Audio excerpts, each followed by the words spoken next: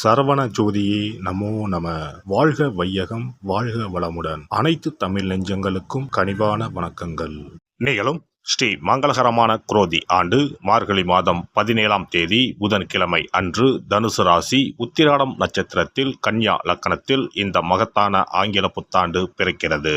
இந்த வருட ஆரம்பத்தில் கிரக நிலைகள் என பார்த்தால் குரு பகவான் ரிஷபராசியில் வக்ர நிலையில் சஞ்சாரம் செய்கின்றார். கடகராசியில் செவ்வாய் பகவான் வக்ரம் மற்றும் நீச நிலையில் சஞ்சாரம் செய்கின்றார். கன்னி ராசியில் கேது பகவானின் சஞ்சாரமும், விருச்சிக ராசியில் புதன் பகவானின் சஞ்சாரமும், தனுசு ராசியில் சூரியன் மற்றும் சந்திர பகவானின் இணைவும் இருக்கும். கும்பராசியில் சுக்கிரன் மற்றும் சனி பகவானின் சஞ்சாரம் இணைந்திருக்கும்.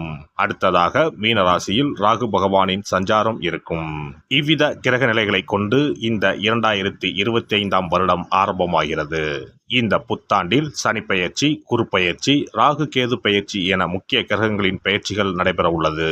இதன் காரணமாக சில ராசிக்காரர்களுக்கு குடும்பம், வேலை, தொழில் என அனைத்து விதத்திலும் முன்னேற்றம் ஏற்பட வாய்ப்புள்ளது. பிப்ரவரி 4ஆம் தேதி குரு பகவான் ரிஷபராசியில் வக்ர நிவர்த்தி அடைகிறார். மார்ச் 29ஆம் தேதி சனி பெயர்ச்சி நடைபெற உள்ளது. சனி பகவான் கும்பராசியில் இருந்து மீனராசிக்கு இடப்பெயர்ச்சி ஆகின்றார். மே மாதம் 14ஆம் தேதி குரு பகவான் ரிஷபராசியில் இருந்து மிதுன ராசிக்கு இடப்பெயர்ச்சி ஆகின்றார். மே மாதம் 18ஆம் தேதி ராகு கேது பெயர்ச்சி நடைபெறும். ராகு பகவான் கும்பராசிக்கும் கேது பகவான் சிம்மராசிக்கும் இடப்பெயர்ச்சி ஆகின்றனர். இந்த கிரக அமைப்பு மற்றும் பெயர்ச்சியினால் உங்கள் வாழ்வில் ஏற்பட போகும் சுபபலன் என்ன என்பதனையும், அசுப பலன் ஏற்படுமாயின் ராசிக்காரர்கள் செய்ய வேண்டிய பரிகாரம் என்ன, வழிபட வேண்டிய தெய்வம் யார் என்பதனை பற்றியும் விரிவாக காண்போம். பிறக்கப் போகும் இந்த ஆங்கில புத்தாண்டு உங்கள் வாழ்வில் வளமும் நலமும் செல்வ செழிப்பும் பெற்று வாழ்வில் உயரிய நிலையை அடைய எல்லாம் வல்ல எம்பெருமானை வேண்டி விரும்பி கேட்டுக்கொள்கிறேன். துலாம் ராசி அன்பர்களே, உங்களுடைய ராசிக்கு 6ஆம் வீடான எதிரி, போட்டி, பொறாமை, கடன், வைத்திய செலவு ஆகிய ஸ்தானத்தில் ராகு பகவான் 2025ஆம் ஆண்டு மே மாதம் வரைக்கும் பயணம் செய்வதால் கடன் அடைபடும். தீராத நோய்கள் தீரும். பிரச்சனைகள் அனைத்தும் முடிவுக்கு வரும். போட்டி பொறாமைகள் நீங்கும். தொழில் முயற்சிகள் கைகூடும். படித்து முடித்து வேலை தேடுபவர்களுக்கு நல்ல வேலை அமையும். பதவி உயர்வு கிடைக்கும். 2025ஆம் ஆண்டு மே மாதத்திற்கு பிறகு வருமானம் அதிகரிக்கும். காரணம், கேது பகவான் லாபஸ்தானத்திற்கு செல்ல போகிறார். குரு பகவானின் பார்வையும் உங்கள் ராசிக்கு கிடைக்கப் போவது கூடுதல் சிறப்பு.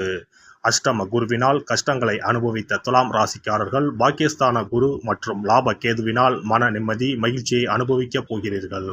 மனதிற்கு நெருக்கமானவர்களால் புதிய அனுபவம் உண்டாகும். மனதை குழப்பிய சில விஷயங்களுக்கு தெளிவு பிறக்கும். மறைமுக எதிர்ப்புகளை வெற்றி கொள்வீர்கள். வியாபாரத்தில் புதிய வியூகங்கள் கை கொடுக்கும். வெளியூர் பயணங்களின் மூலம் ஆதாயம் உண்டாகும். உடல் தோற்ற பொலிவில் சில மாற்றங்கள் ஏற்படும். வருமான ஆதாரங்களை மேம்படுத்துவீர்கள். கனிவான பேச்சுக்களால் அனுகூலமான சூழல் உண்டாகும். புதிய நபர்களின் ஒத்துழைப்பு கிடைக்கும். புதிய பயிற்சிகளில் ஆர்வத்துடன் கலந்து கொள்வீர்கள். ஆன்மீக சுற்றுலா செல்வதற்கான சில வாய்ப்புகள் ஏற்படும். எதிர்பாராத சில வரவுகள் உண்டாகும். கற்பனைகளை விட காரியங்களில் ஈடுபடுவது மேன்மையை ஏற்படுத்தும். பொறுப்பான சில காரியங்களின் மூலம் மதிப்பு மேம்படும். இளைய சகோதரிடம் இருந்து வந்த கருத்து வேறுபாடுகள் நீங்கும். நீண்ட நாட்களாக எதிர்பார்த்த மகிழ்ச்சியான செய்திகள் கிடைக்கும். வழக்கு சார்ந்த விஷயங்களில் திடீர் திருப்பங்கள் உண்டாகும். அரசு தொடர்பான உதவிகள் கிடைக்கும். கமிஷன் சார்ந்த வியாபாரம் கை கொடுக்கும். உடல் ஆரோக்கியத்தை பொறுத்தவரை சிறப்பாக இருக்கும். நீண்ட நேரம் கண் விழிப்பது மற்றும் கைபேசி பார்ப்பதை குறைத்துக் கொள்ளவும். பற்கள் மற்றும் இடுப்பு வலி சார்ந்த பிரச்சனைகள் குறையும். நார்ச்சத்து மிகுந்த உணவுகளை அதிகம் எடுத்துக்கொள்வது நன்மையை தரும். பெண்களை பொறுத்தவரை கனிவான பேச்சுக்கள் நல்ல மதிப்பை உருவாக்கி கொடுக்கும். குடும்பத்தில் ஒத்துழைப்பு அதிகரிக்கும். பொன் பொருட்கள் மீது ஆர்வம் ஏற்படும். புதிய வீடு மற்றும் மனை வாங்குவது சார்ந்த எண்ணங்கள் கைகூடி வரும். மனதளவில் இருந்து வந்த குழப்பங்கள் நீங்கி தெளிவு பிறக்கும்.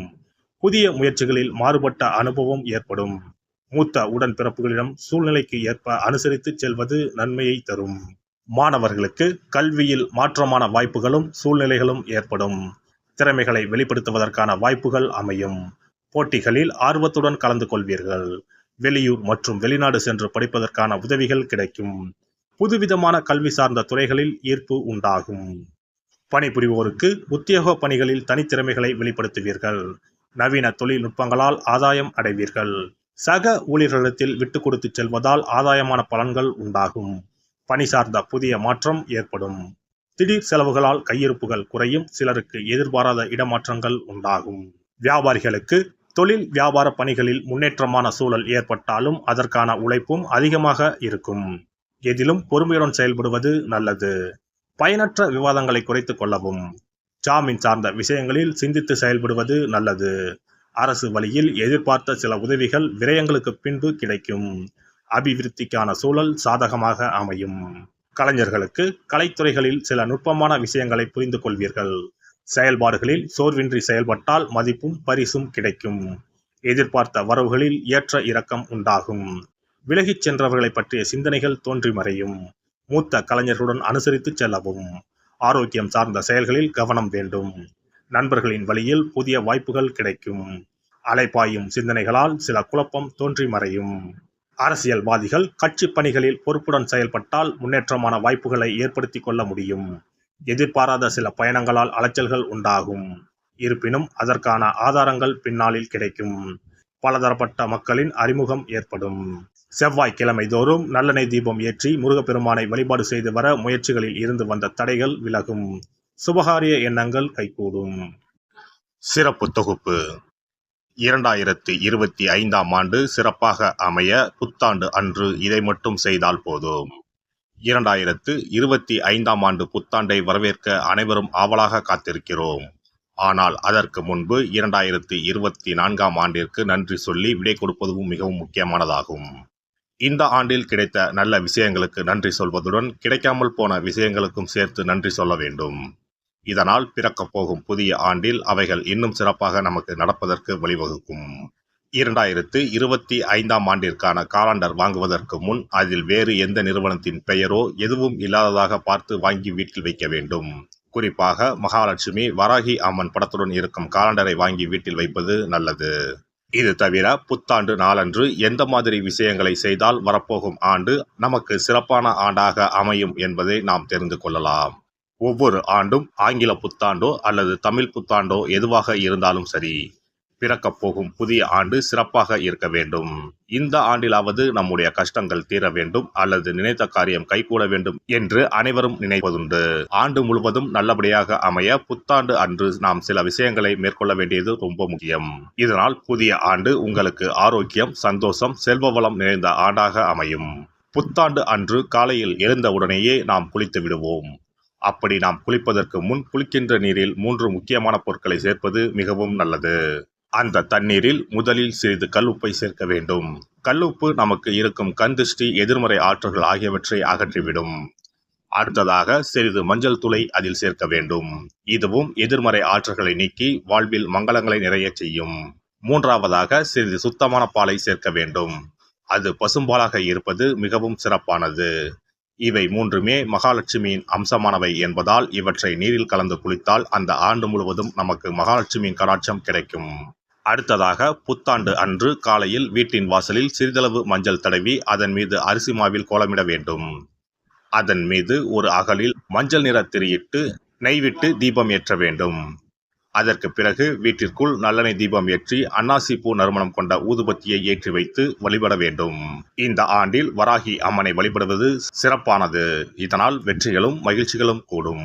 அதேபோல் புத்தாண்டு அன்று இரவு 9 மணிக்குள் சில முக்கியமான பொருட்களை வீட்டின் பூஜை அறையில் வாங்கி வைத்து வழிபடுவதால் வீட்டின் பொருளாதாரத்தை அதிகரிக்க செய்யும். ராகு காலம், யமகண்டம் இல்லாத நேரம் புதிதாக தேங்காய் ஒன்றை வாங்கி வீட்டின் பூஜை அறையில் வைத்து வழிபட வேண்டும். அதன் பிறகு அதை எடுத்து சமையலுக்கு பயன்படுத்திக் கொள்ளலாம். தேங்காய் மங்களத்தின் அடையாளமாக கருதப்படுகிறது. இந்த பொருளை வீட்டில் வாங்கி வைப்பது மிகவும் நல்லது. அதோடு மயிலிறகை தேவஸ்தான கடைகளில் போய் வாங்கி கொண்டு வந்து வீட்டில் வைக்கலாம். முருகப்பெருமானின் வாகனமாக இருக்கக்கூடிய மயிலின் இறகை வீட்டில் வைப்பதால் நேர்மறை ஆற்றல்கள் பெருகும். அடுத்ததாக ஒரு கைப்பிடி அளவாவது பச்சரிசியை வாங்கி வீட்டில் வைத்து வழிபடலாம். கடைசியாக லட்சுமி குபேரர் சிலையை வாங்கி வைக்கலாம். லட்சுமி குபேரர் சிலை கிடைக்காவிட்டாலும் லட்சுமி குபேரர் படத்தையாவது வாங்கி வைத்து வழிபடுவது சிறப்பு.